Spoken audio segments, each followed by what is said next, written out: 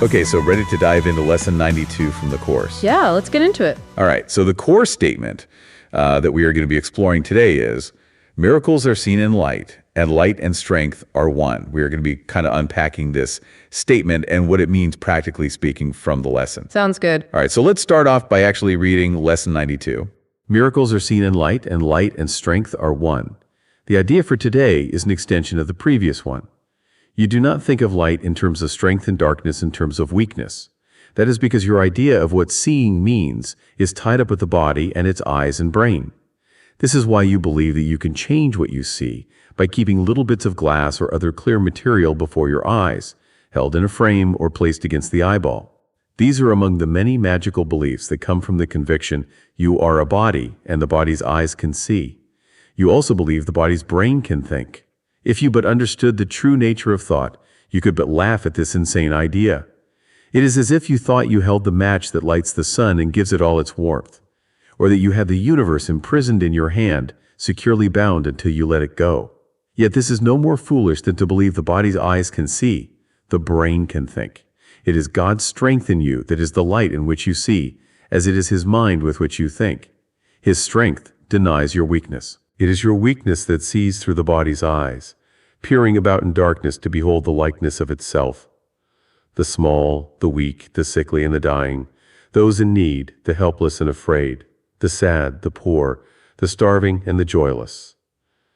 These are seen through eyes that cannot see and cannot bless. Strength overlooks these things by seeing past appearances. It keeps its steady gaze upon the light that lies beyond them. It unites with light of which it is a part. It sees itself. It brings the light in which yourself appears. In darkness you perceive a self that is not there. Strength is the truth about you. Weakness is an idol falsely worshipped and adored that strength may be dispelled, and darkness rule where God appointed that there should be light. Strength comes from truth, and shines with light its source has given it. Weakness reflects the darkness of its maker. It is sick and looks on sickness, which is like itself. Truth is a savior, and can only will for happiness and peace for everyone. It gives its strength to everyone who asks, in limitless supply.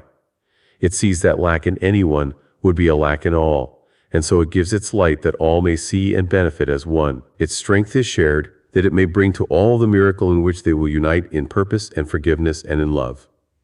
Weakness, which looks in darkness, cannot see a purpose in forgiveness and in love. It sees all others different from itself and nothing in the world which it would share. It judges and condemns, but does not love. It fears and it attacks and hates itself, and darkness covers everything it sees, leaving its dreams as fearful as itself. No miracles are here, but only hate. It separates itself from what it sees, while light and strength perceive themselves as one. The light of strength is not the light you see. It does not change and flicker and go out. It does not shift from night to day and back to darkness till the morning comes again. The light of strength is constant, sure as love, forever glad to give itself away because it cannot give but to itself. No one can ask in vain to share its sight, and none who enters its abode can leave without a miracle before his eyes, and strength and joy abiding in his heart. The strength in you will offer you the light and guide your seeing, so you do not dwell on idle shadows which the body's eyes provide for self-deception. Strength and light unite in you, and where they meet yourself stands ready to embrace you as its own. Such is the meeting place we try today to find and rest in. For the peace of God is where yourself, His Son, is waiting now to meet itself again and be as one.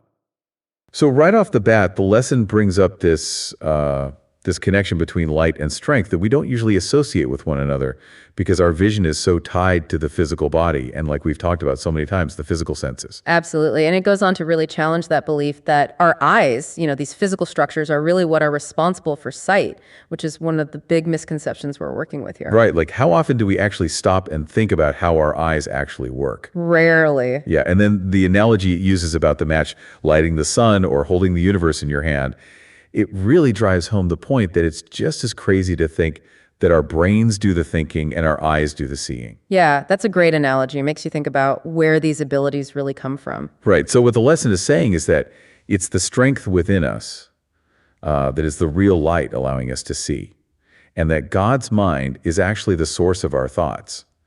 And that strength, like right off the bat, count as any weakness we think we have. Exactly. And then it goes on to describe what we tend to see when we're looking through that lens of weakness, through the body's eyes. It paints a pretty bleak picture, doesn't it? Like all this suffering and lack in the world. Right. It's like the lesson saying we're seeing all this negativity through eyes that are basically blind and can't even offer a blessing. And that's where strength comes in. Strength has this ability to see past all of that, to look beyond those surface appearances and focus on that light underneath it all. Right. And by connecting to that light, which is already a part of, strength is able to see its own true nature. Exactly. It brings the light that allows us to see our true self, which can't be seen when they're stuck in the darkness of, misperceptions and illusions. Yeah, so then the lesson kind of shifts gears and starts talking about weakness as this idol that we worship and let it block our inherent strength, which then allows darkness to take over. Right, and it contrasts that with strength, saying that strength is rooted in truth and radiates light, while weakness comes from illusion and reflects darkness.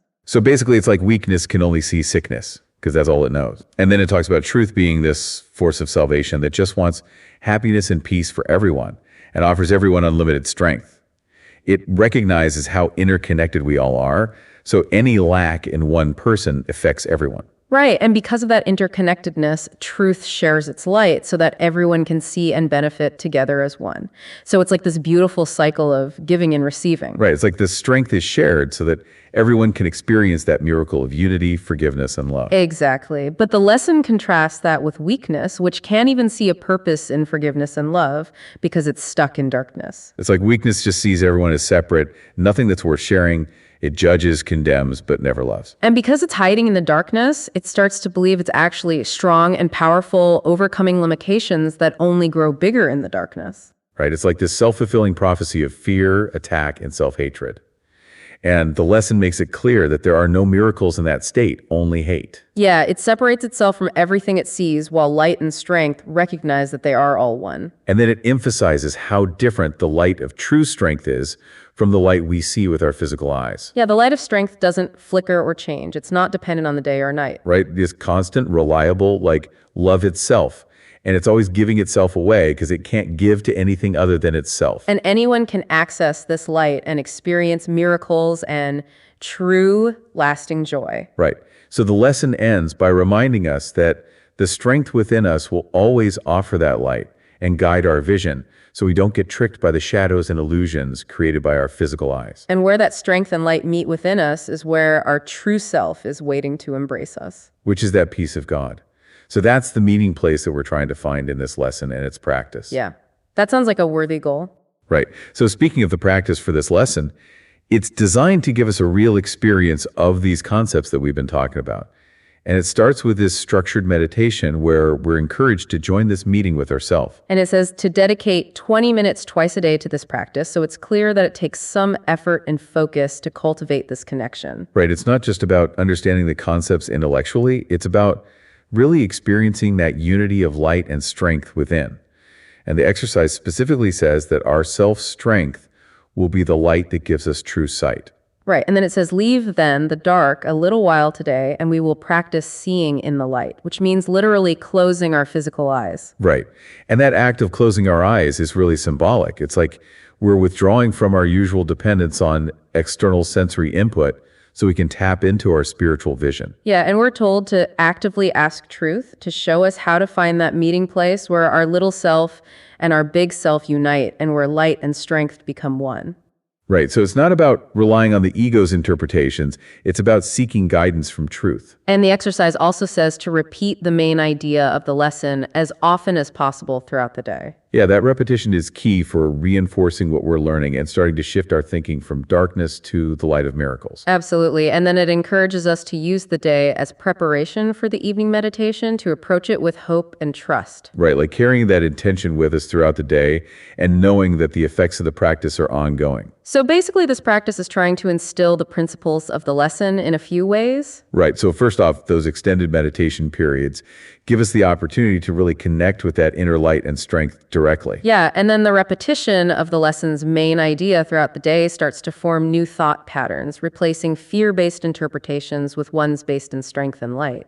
Right. And then the act of closing our physical eyes and seeking guidance from truth shifts our reliance from external perception to internal awareness.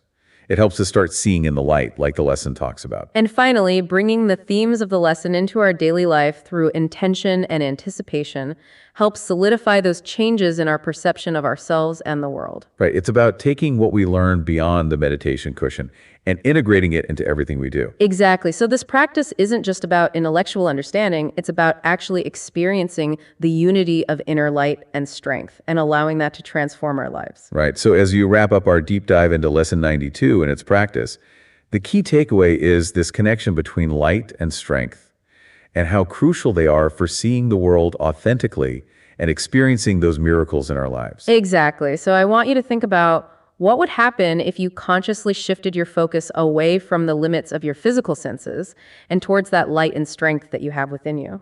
How would that change your understanding of the world and who you are at your core? That's something to ponder. Right. So much to think about. Absolutely. Until next time. All right.